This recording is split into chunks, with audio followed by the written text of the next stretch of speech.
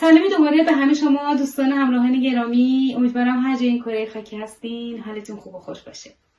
امروز من میخوام خورش تر فرنگی درست کنم. اگر شما هم دوست دارین و مایل هستین با من همراه باشین. بریم ببینیم که چه موادی برای این خورشمون لازم داریم. خب همونطور که از اسمش پیداست تر فرنگی لازم داریم که من تر فرنگی رو شستم و طوری گرد خوردشون کردم. گوش چرخ‌کرده لازم داریم که من از چرخ‌کرده مرغ استفاده میکنم. شما میتونید چرخ‌کرده گوسفند، گوساله یا حتی بوقلمون استفاده کنید. 2 تا سیب زمینی لازم داریم. یه دونه پیاز که اینو من نگینی خودش میکنم. اینجا من یه پیازم رنده کردم برای داخل گوشتمون لازم دارم. یه مقدارم رب گوجه فرنگی. ادویه‌هاشم نمک، فلفل سیاه، پودر گشنیز و زردچوبه. یک کم هم آب لیمو ترش لازم داریم و یه مقدارم روغن برای سرخ کردن. حالا بریم با هم دیگه آمادش کنیم.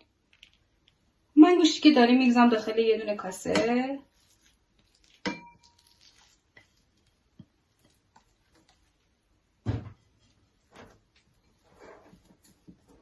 و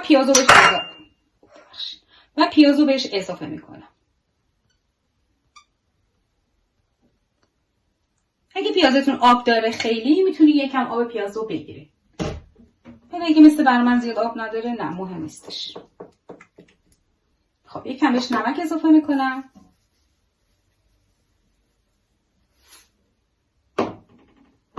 یه مقدار فلفل سیاه.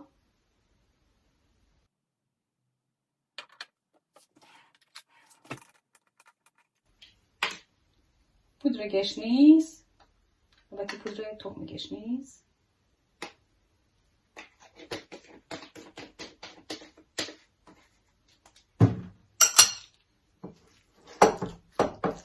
حالا اینو باید ورزش بدیم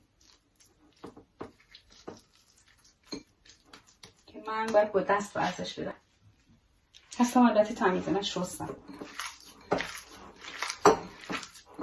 وقتی که خوب ورزش دادیم میذاریمش داخل یخچال در مدتی که میخوایم بقیه مواد آماده کنیم که اینا یه مقدار مزه ها به خورده هم برن. سلفو میکشم روش و میره داخل یخچال.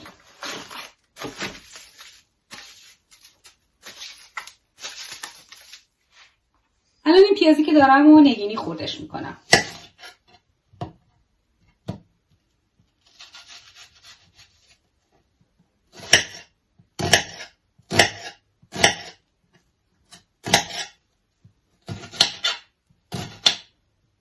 سعی میکنم که ریز خوردش کنم.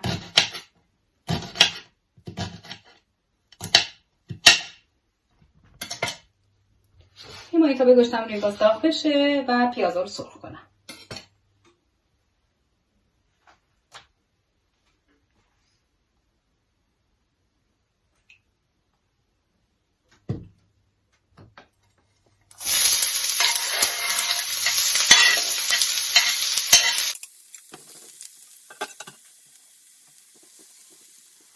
تا پیاز سرخ بشه من سیب زمینی رو آماده میکنم. سیب زمینی رو هم پوست بکنم و سرخ کنم.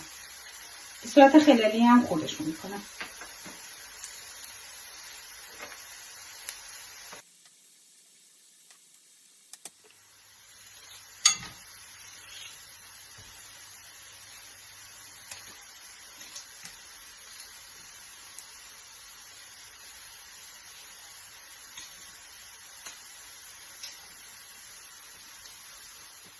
ولی اینا رو میشورم میذارم یه مقدار آبشون کشیده بشه و خوش بشن بعد سرخشون کنم. من یه مقدار زردچوبه میزنم به پیازامون.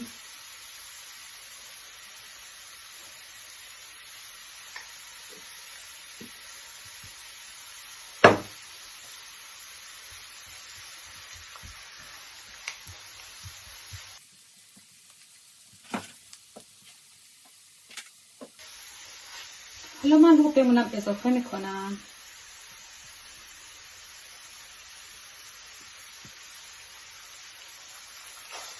رو فهمی تفت میدم که روی خامیش گرفته بشه.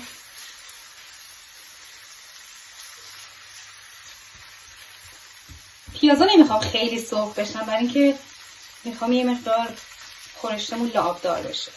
پیازا هر چقدر کمتر سرخ کنیم لعاب بیشتری توی خورشتمون میده. دیگه با مناسبات تفت خورد دیگه بسشه. حالا من بهش یه لیوان آب جوش اضافه میکنم.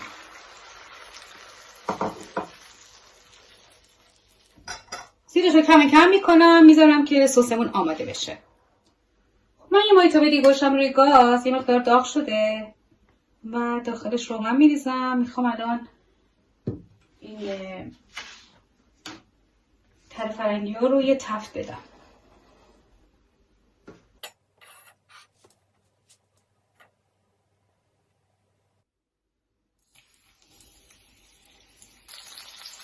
من یه دونه میذارم داخل مایتابه، نمیخوام که برگای این از هم دیگه جدا بشه.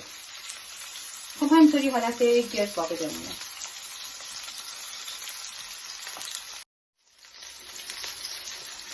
حرارت زیرش رو زیاد کنین که این سریع تفت بخوره. خیلی داخل روغن نمیخوام بمونه. میتونستین ریزم خوردش کنین اگه بخواین، یعنی میتونین و اونطوری درستش کنین، مثل همون پیاز نگینی طوری هم میشه. دیگه من اینا رو برمیدارم، نمیخوام بیشتر سرخ بشه و از داخل مایتابه خارج میکنم. خب این تره فرنگیامون سرخ شدن، من اینا رو میذارم کنار. خب الان میخوام گوشتمون رو قلقلی کنم. یه مقدار روغن میزنم کف دستم و گوشتا رو قلقلی میکنم.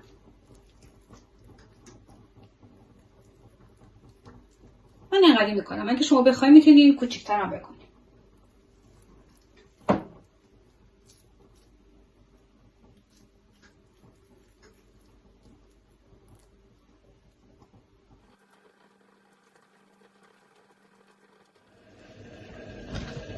خب من مایتابه‌ای که داشتم و گذاشتم روی گاز داغ بشه. دوباره روغن بریزم داخلش که بخوام گوشتا رو سرخ کنم و اینجا هم یه دونه ظرف گذاشتم، داخلش هم روغن ریختم و میخوام سیب زمینی ها رو سرخ کنم.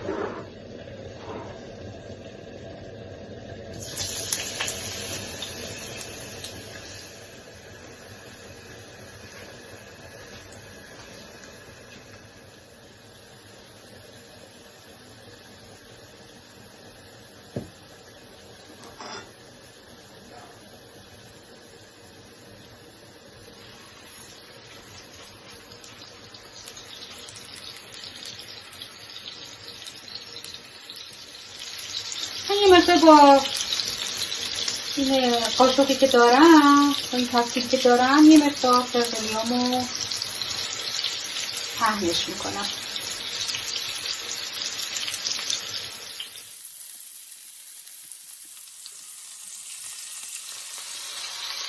خب اینا کاملا سرخ شدن دیگه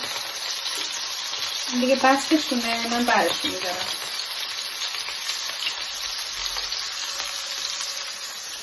اینجا سس ما داره میجوشه. من سس رو میارم که اینا رو هم بریزم داخل سس.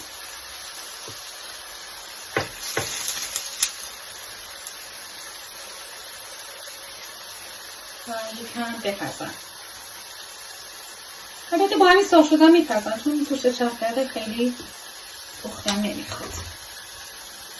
ولی فقط به خاطر که مزه اینو بگیره و به اصطلاح یکم با هم دیگه جا بیفتن برن داخل سس. الان تره فرنگیامونم بهش اضافه میکنم.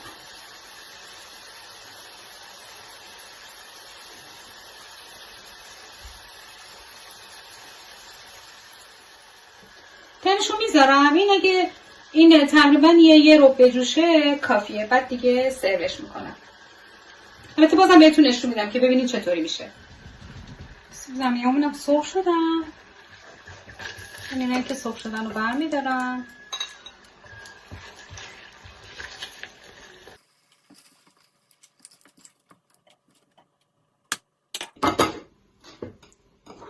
و بقیه سیب زمینی رو میریزم دوباره سرخ بشن. حتما با دستمال خوش کنین که روغن نپره بهتون.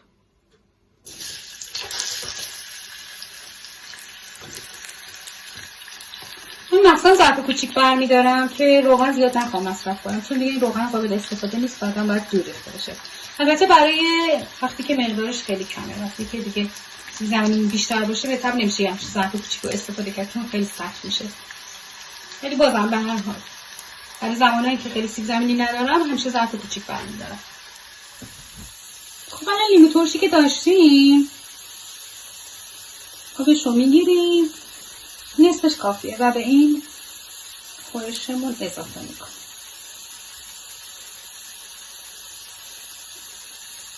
شما اگه آب نارنج داشته باشین آب نارنج هم میتونید اضافه کنید، خیلی خوشمزه میشه.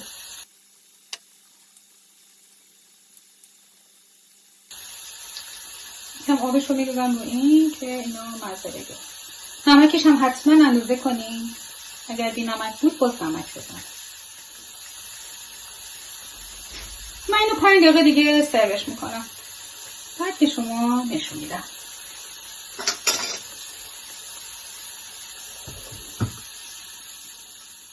عزیزان همطور که میبینین غذامون آماده شده، خیلی هم خوشمزه شده، جای همگی خالی. امیدوارم که شما هم خوشتون اومده باشه از این غذا، برای خودتون درست کنین بخورین و از خوردنش لذت ببرین. مرسی که منو همراهی میکنین. اگر دوست داشتین لطفاً کانال منو سابسکرایب کنین، ازتون خیلی ممنون میشم. به خدای بزرگ میسپارمتون. خدا یار و نگهدار همگیتون.